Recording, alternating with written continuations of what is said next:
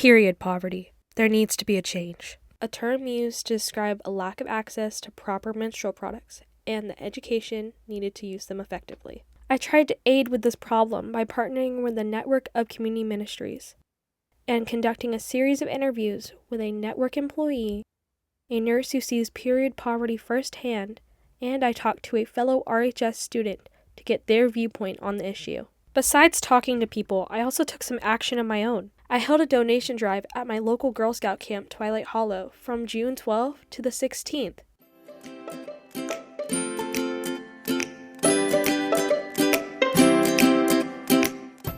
We raised a total of 1,708 donations of pads, tampons, and sanitary wipes, with the ultimate goal for these donations to be used in care packages for my Girl Scout Gold Award. You may be thinking to yourself, what's a Gold Award? A Gold Award is the highest service award you can achieve in Girl Scouts, only being earned by around 5.4% of Girl Scouts.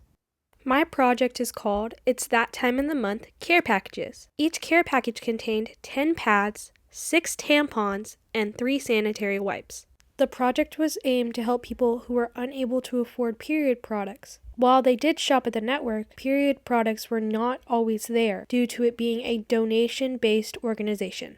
I first set off to interview an organization located in the Richardson area called the Network of Community Ministries. Network of Community Ministries is a basic needs and stabilization organization. So that means we help with food and clothing, the immediate need, also working one-on-one with our clients to assist with rental assistance, utilities assistance, those things that our neighbors need to be able to reach the next level of self-sustainability.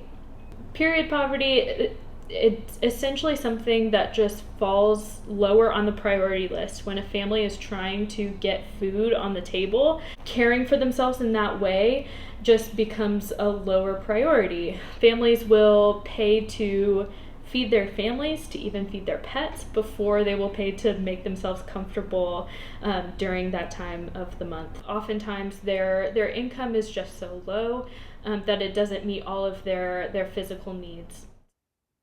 Fast forward to October 2023, I sat down and had an interview with a registered nurse and asked her my most important question: what do hospitals do to aid this issue?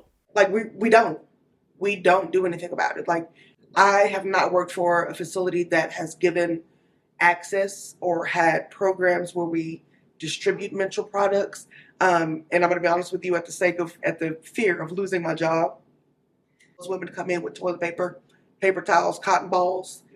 I just steal a bunch of pads and give them to them. I think the United States has basically treated menstrual products like they do contraceptives. Contraceptives are an optional thing. They're still needed. We need that type of control, but those are controlling a problem that we also have control over. We have the self-will to need those products. As women, we don't have an option to not have a period. We generally have access to the panties that they give moms that have recently had babies. They're like these big, hideous mesh underwear, but they work. And I've given them a couple of packs of those so that they don't have to be on the streets, or they don't have to try to attend school or whatever with their panties wrapped in toilet paper. Because not only is it's pitiful that we address it this way, it's unsanitary, it's not safe for them, it's not good for their vaginal health. I've seen it quite a bit. I think the first time I saw it was very, very early in my career. I've been doing this for 18 years. But I think the first time I realized, myself, that it was a real issue was when I had a patient come in and we had to have her get undressed, and she literally had toilet paper in her panties because she was on her period and she had nothing to use for products. She had no access to products. And so using toilet paper was her best option. I've seen people use cotton pads. I've seen people use newspapers. I have seen paper towels, but I've seen it quite a bit. I unfortunately have to get a lot of people naked because I do trauma. So I've seen a lot of things. I went ahead and asked her opinion on one more thing before concluding the interview. Do you think the United States is doing enough to aid this problem? Absolutely not. Absolutely not. That response just confirmed to me how big this issue really is, and I decided to take action. December 2023. I held a workshop. I gathered a group of girls to help spread the message. I gave a presentation about period poverty and the issues that many girls face on a monthly basis. Here are some of the highlights. Hi, my name is Ashley. I'm a senior at Richardson High School, and this is my goal award. So it's called It's That Time of the Month Care Packages. People use nearly 10,000 tampons in their lifetime. That's crazy. Tampons and pads are some of the most needed items in homeless shelters and food banks. And let's end some period poverty right now with making some care packages. I showed them how to make the care packages, and then they were fast at work.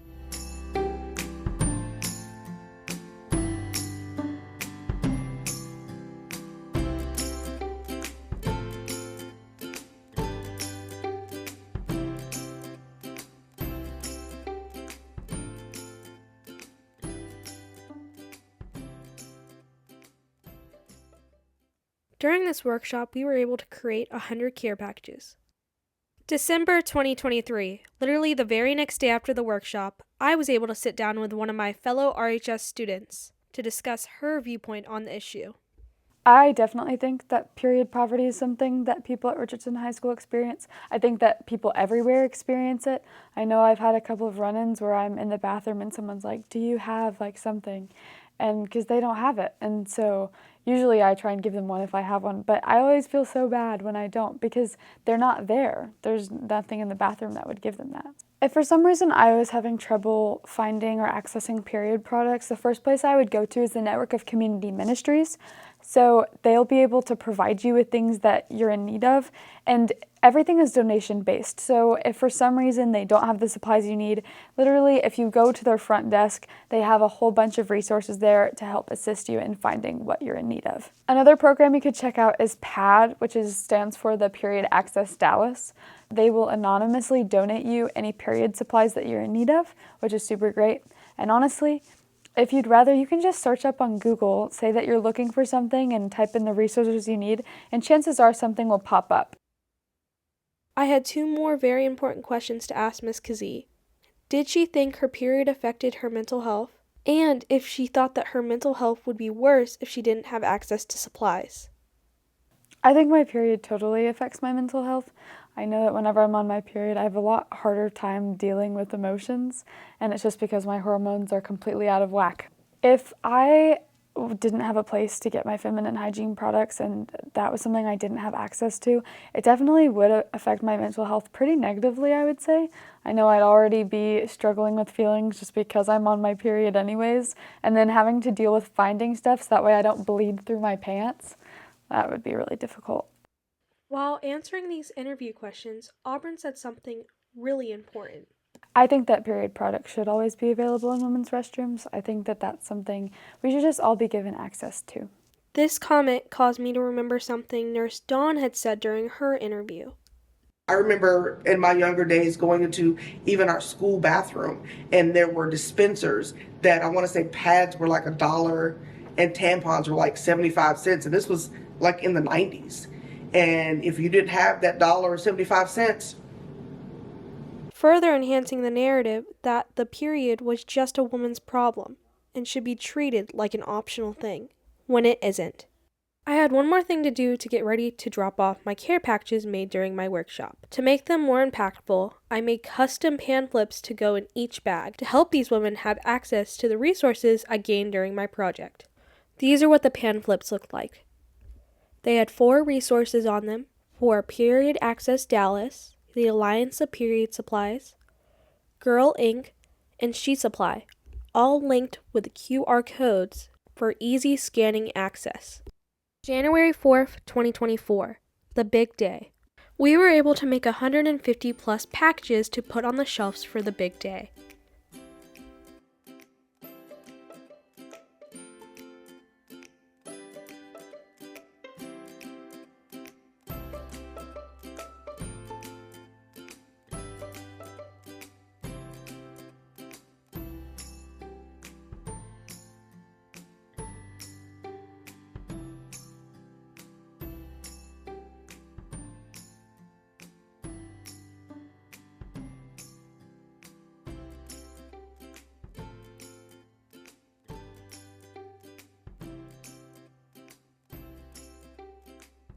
Along with the pan flips and the care packages, we also made pan flips to go up at the front of the network of community ministries and made a sign out of cardstock and pasted it up so there would be permanent resources for people to use.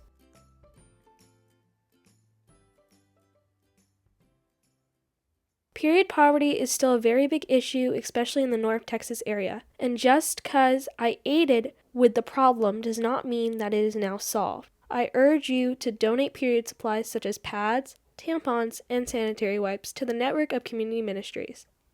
You can do this by Googling the Network of Community Ministries donation drop-off. When you first click on the donation page, it gives you the option to donate money, and if you scroll down, you will see the option to donate food and clothing.